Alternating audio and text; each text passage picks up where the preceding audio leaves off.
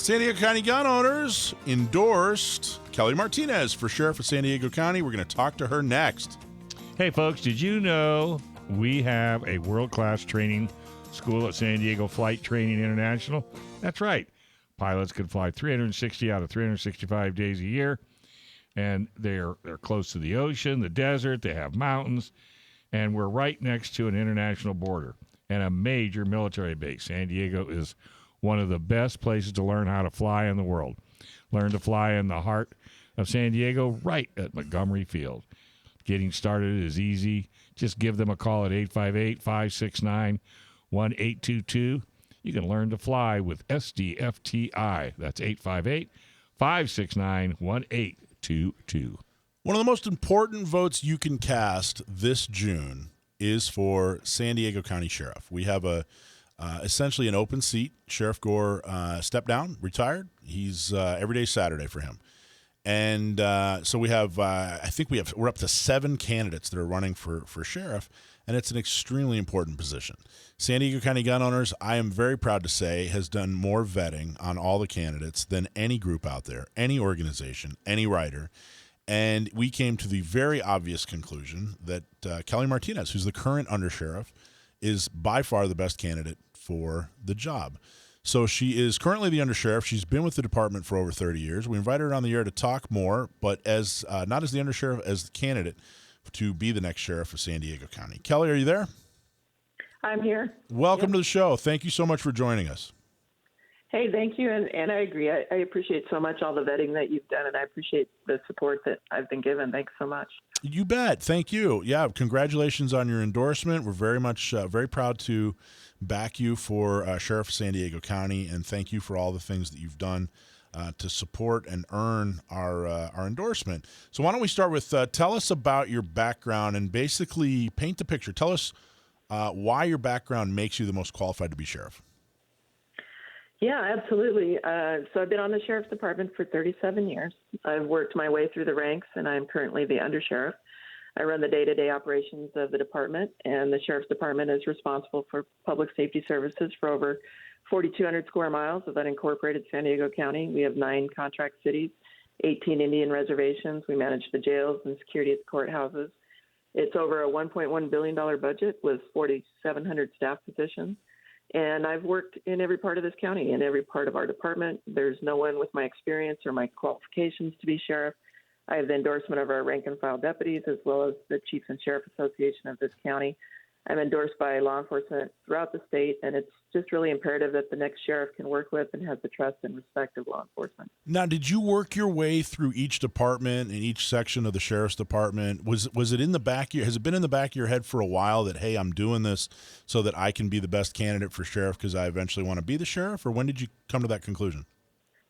Yeah, no, not really. I was a deputy and a detective and an investigator for 22 years. I spent about 17 years in our Special Investigations Division working narcotics and gangs and a variety of things. I kind of had to be talked into promoting the sergeant. I was really enjoyed that time as a deputy. And then, I just, as a sergeant, lieutenant, captain, and all of the other ranks, I just was really involved in every rank, and I really enjoyed the job at every rank. I didn't think about becoming sheriff until I was asked by former Sheriff Gore and others to take on this job, and that was last year. So. And so I've frequently said that sheriff is it's really a very different. It's different from other offices because there's a necessary skill set that's required for the job. A lot of the city council or assembly or whatever, really, we just want to know, hey, what's your opinion on stuff? They don't really actually have to have any skill or talent. Every assembly member and city council member is gonna love that I said that. But the reality is there really is a very necessary skill set when it comes to being sheriff. So what makes the sheriff such a complicated position? Yeah, the sheriff's unique. There's only 58 sheriffs in the entire state of California. And unlike a police chief, the sheriff's elected and works for the public. The chief works for the mayor and the city council, where the sheriff's really has to answer to the public. And the entire county votes for the sheriff. It's 3.3 million people in this county.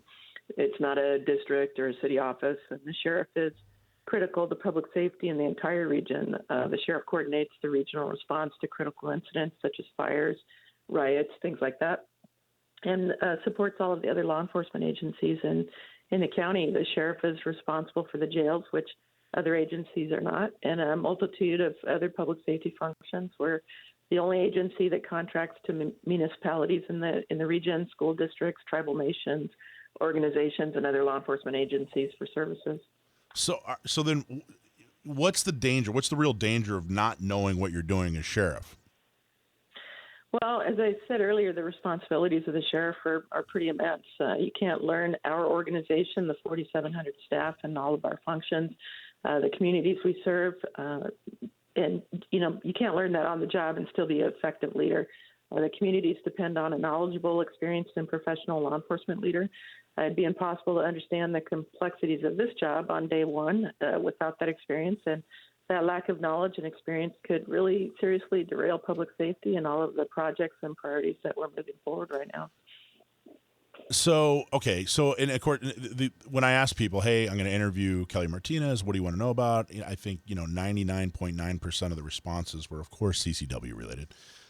When you took over as undersheriff, you and I met, and you committed in our first meeting to improving the CCW process, which you did. I was very, very impressed with what you did and how you did it. And, basically you said, hey, you know what? I don't have solutions yet, but then you found solutions, you implemented them, and it really made a true difference in the process, which I very much appreciate. But why was that important to you? Well, it's important to understand really how broken our system was. The wait time for a first appointment with our licensing staff was 2 years in some cases, and that was really unacceptable. I care about people's right to protect themselves, and it simply wasn't fair that someone who qualified under the law for, for a concealed carry permit had to wait 2 years to start that process. I had our staff look at every aspect of our process because we had a set number of staff. I couldn't increase staff and couldn't increase the size of the offices they worked in. So we wanted to look at our process and what we were doing. And one of the fixes that we made was to allow renewals to occur in the mail. That simple change opened up in-person appointments, and we could fill those with first-time applicants. And I understand now the wait time is a matter of weeks. And I've gotten a couple of phone calls from individuals that got in for their first appointment within a couple of days. And some of your opponents have said, well, they're simply going to hire more staff. That's their solution, which really truly shows that they don't understand the complexity and they don't understand the problem. If you simply hire more staff, where are you getting the money? You have to work within a budget. Yeah. That budget is handed to you by the county board. We work with you really well, and you actually help them, expand the budget, which is great. But if somebody comes in and just says, well, gee, I'm just going to hire more people, I'm going to get 5 or 6 or 10 or whatever more people. Okay, so you're going to take deputies off the street, and if so, have you talked to the union with the agreement? It's an enormously complicated process, and for you to work within your limitations that you had and still get the job done was really amazing. Okay, so your values and the issues that you talk about as far as priorities, they're not partisan. You talk about like safety and efficiency, like we were just talking about with CCWs and transparency and following the law. You chose to run as a Democrat. There are people who are going to vote for you based entirely on the fact that you're running as a Democrat, but there are also people that will not vote for you based entirely on the fact that you're running as a Democrat. What do you think about that? Well, like you said, the sheriff's nonpartisan, and the most important thing to understand about the sheriff is the responsibility of that role to protect everyone in our county, regardless of party affiliation. So I'm a career law enforcement professional. Politics don't enter into my job. I believe in protecting victims, in making communities safe, and in providing the highest quality public safety service possible. I'm also strongly supportive of our deputies, and I'll provide them the support, the training, and the tools that they need to do their job. At the same time, law enforcement must be transparent in our process and accountable to the public we serve. And that's got nothing to do with party affiliation. I think everyone expects that of law enforcement. That sounds great, but what would you tell somebody who only votes Republican, but they're thinking about voting for you? Well, I do understand that there are differences between Democrats and Republicans, of course. I know that we all share the same thoughts about public safety, though. We all want to feel safe. And I know that if I'm given the opportunity, that I'll earn your trust and you will like the job that I'm going to do for you. It is complicated. It's amazing. I can't believe, San Diego County Gun Owners, we're a nonpartisan organization, and we do that on purpose. We decided when we created San Diego County Gun Owners that we had to be nonpartisan, because if we were partisan, what's the point? Why if we only paid attention to Republicans, why not just be the Republican Party? And I think it's really important that we find Democrats who support the Second Amendment and Republicans who support the Second Amendment, and we don't care what their party affiliation is. We only care what they're going to do for gun owners, which you have a proven track record, which really truly makes you unique amongst all your opponents that are running. You're the only one that's actually done something, and everybody else says that they're going to do something or claims that they want to do something, but really truly you're the only one that has a track record of actually doing something and helping, which we very much appreciate. But I had no idea just how dedicated. I should say I had no idea. I'm surprised at just how dedicated people are to their party that they've chosen. And I got to tell you, if you're out there and you're dedicated to a party so much that it causes you to overlook a candidate that is clearly a better candidate, who's clearly a better choice, I think it's time to reevaluate why you're dedicated to that party. Because Kelly, you just done an amazing job. So we have to go to a commercial. We're going to come back with the second half, and I have a bunch of other questions here that I'm going to ask you. I really want to make sure that we get you on record and talk about some of these important issues. So yeah, I appreciate everything so far. It's going really, really great. Thank you, Kelly. Hang in there, Kelly. Yeah. PRMI Mortgage, primeres.com/Alpine. Hey, if you're looking to buy, refi, or if you're just considering a reverse mortgage, you can call our local mortgage guy that you can trust. Call Chris Wiley at PRMI Mortgage. For nearly 25 years, Chris has been helping local San Diegans with all their mortgage needs. They make it easy. They can work with a friendly, expert team that will help you get the best deal on mortgages. Call Chris Wiley at 619-722-1303 or just go to primeres.com/Alpine. All right, we're talking to Kelly Martinez, candidate for San Diego County Sheriff, endorsed by San Diego County Gun Owners. Kelly, you've been asked a lot in some of your interviews on the hot button topic of the day, which is ghost guns. It seems to be the issue of the day for anti-gunners, and there's just a whole big discussion going on around it. What's your opinion on ghost guns, and what's your opinion on crime statistics involving guns in general? Well, I think everyone's recognizing that we do have an increase in violence in our country right now. We have, and some of that increase involves gun violence. It's important to focus on the individuals that are committing those crimes, not the acts themselves. The individuals are what's important and where we can prevent those crimes. So, that really begins with taking guns away from criminals. I'm not going after law-abiding citizens. I'm going after criminals who have guns, and that's where we need to focus. It's necessary to take those guns away from the criminals to stop the gun violence. I appreciated your perspective on KUSI, where you said similar. You basically were focused on criminals. The entire context of your job in 37 years, you're dealing with criminals. You're not going after the law-abiding, which is another reason I think people need to treat the sheriff's race a little bit differently, because it's the policymakers like the assemblymen and women and state senators. They're the ones that are going after law-abiding citizens. They're the ones that are, making laws that apply to the law-abiding. You're the sheriff. You're going after criminals, and I think you've done a very good job of distinguishing that, distinguishing between, hey, look, I want dangerous criminals that's who I'm going after. I'm not going after the law-abiding, and I truly appreciate that. So when elected, what are your priorities going to be? So the number one priority for myself and for most law enforcement agencies right now is to hire staff. We're all really short-staffed, critically short-staffed, and we can't continue to keep our community safe or manage the jails without enough staff. So that's really key right now. It's also important that we invest in the jails. We need a lot of renovations and infrastructure upgrades to our jails, and that's going to help keep our staff and the individuals in our custody safe. And it's not new that I have always prioritized public safety and protecting victims of crime. So Kelly, this is Dave. my question to you is, it's fine and good. The administration has finally realized they're going to have to jump some money into law enforcement. But what is going to cause somebody coming out of college or that's at the age to become a police officer to make that step? Because it's not about money. It's about the way they're being treated, I think.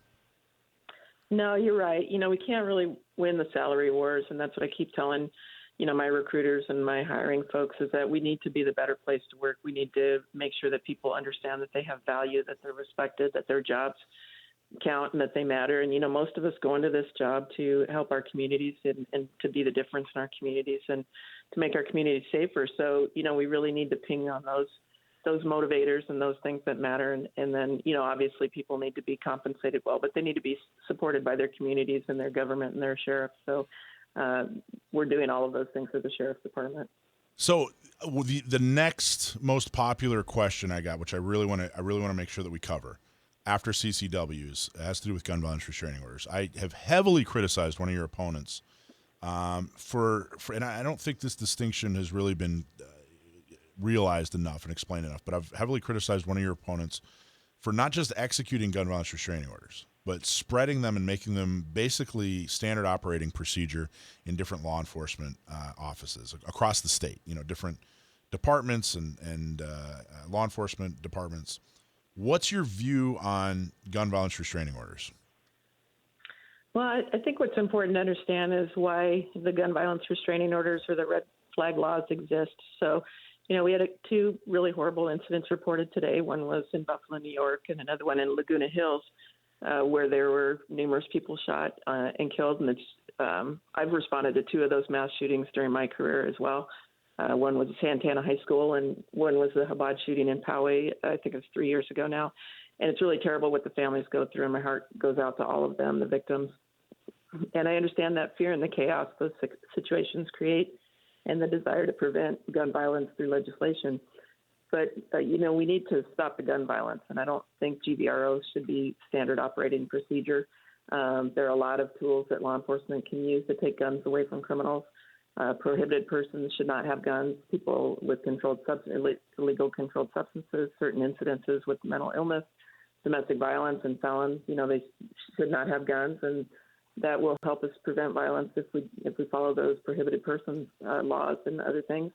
And I'm really, as I said before, just focused on criminals and criminal acts to lessen the violent crime increases that we're seeing right now. And that's the law. That's the law. You were talking about prohibited people, not having firearms. That's the law. The problem with gun violence restraining order, and particularly gun violence restraining orders, and the problem with spreading them, is that they're taking guns away from people that haven't been convicted, or in some cases haven't been accused of breaking the law, and making those. And they were originally, as you said, designed. It was out of the desire to try to prevent some of these really highly emotional, incidences where multiple people are killed, and we all want to stop those. We all want to be a part of that. But taking guns away from people that haven't convicted a crime, that's not the answer. And certainly not using them as designed. The gun violence restraining orders, they're designed to be red flag laws. Not using them as designed, rather using them as standard operating procedures, even worse.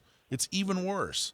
Now, you said you were in the police, a deputy for 37 years, right? 37 plus? Right, yeah. Mm-hmm. So have you ever had any problem with the law or in any way taking guns from dangerous criminals? Oh, absolutely not. I've spent, as you said, almost 4 decades in this job.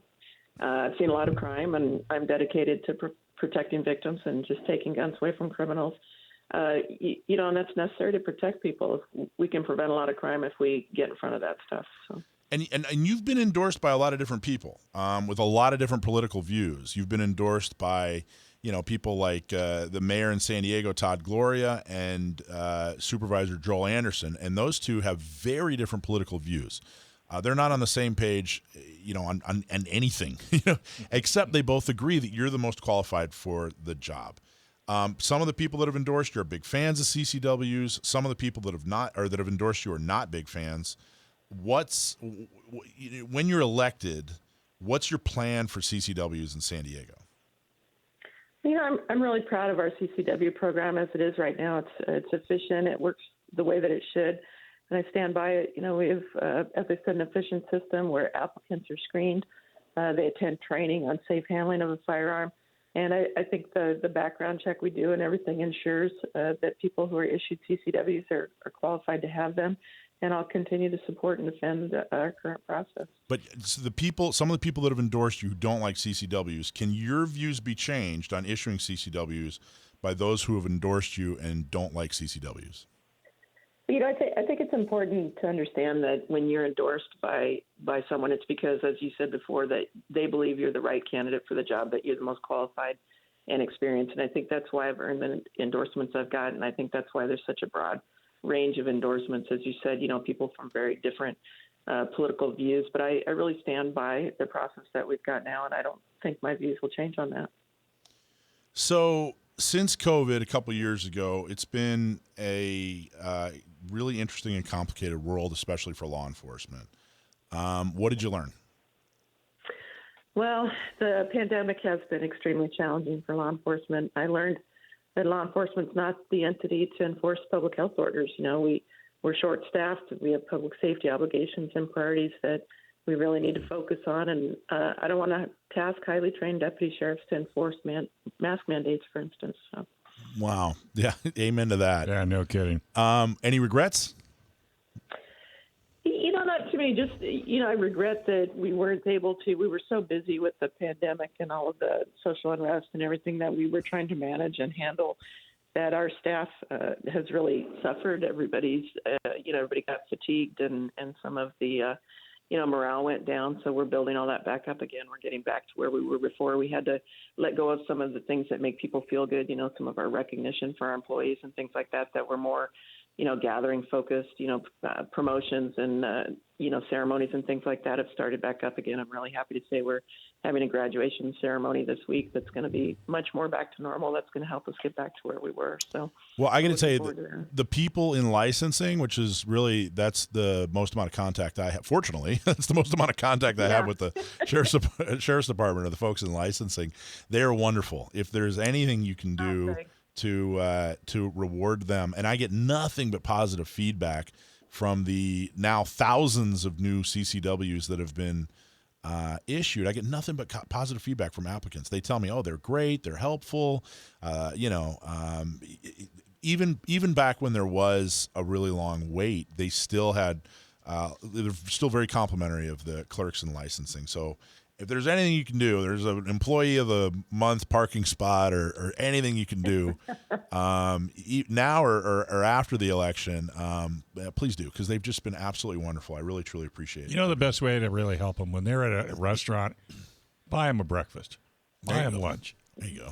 They're totally blown away when you do it. I tried, to be honest with you, I was like, gosh, we should. They're not going to eat spaghetti from Denny's. They're not gonna do it. I'm telling you, it's really good. You got to try it. No, it's not. I was like, let's send them a bunch of pizzas and just thank them. And they're like, nope, can't do anything like that. Not even close. Yeah. That's a no-no. The best thing is just the thank you goes a long way, and the appreciation. I know you've complimented our licensing staff a number of times, and they really do believe in good customer service, and I see that across the board with all of our deputies, all of our staff. It's hard when you're understaffed and overworked, but they're doing a good job. So I live in Alpine, and I can't thank the sheriff department enough. I just can't. So last question: we talked about some controversial stuff, things that people wanted to know. What are you most proud of in your career? This may sound a little corny, but we've never had this happen in our history. So I'm proud to be the first woman to achieve the rank of undersheriff in this county. And I'd be even more proud to be the first female sheriff. But, most importantly, I know that I'm the most experienced and qualified person for the next sheriff. So I really appreciate you for highlighting this race and for endorsing and supporting me. That's great. Thank you, Kelly. What's your website? Yeah, what's your website? Kelly Martinez for sheriff.com. And we have a pretty good track record. If we endorse you, there's a good chance you'll make it. So you'll owe Michael a spaghetti dinner at Denny's. Not me. There's a lot of people involved. Not that I wouldn't go have spaghetti with you, Kelly. That sounds delicious, but I'm just saying. It's got to be terrible. It's actually really good. It can't be. All right. Thank you very much, Sheriff. We'll talk to you down the road. Yeah, thank you both. Have a good night. Thanks for watching this clip from Gun Owners Radio. You can watch us live every Sunday from 4 to 6 p.m. California time, right here on our YouTube channel, or if you're in the San Diego area, you can listen to us on 1170 a.m. We're also available on your favorite podcast platform for free. Don't forget to like and subscribe so that you can help restore and protect the Second Amendment, not just in California, but across the country.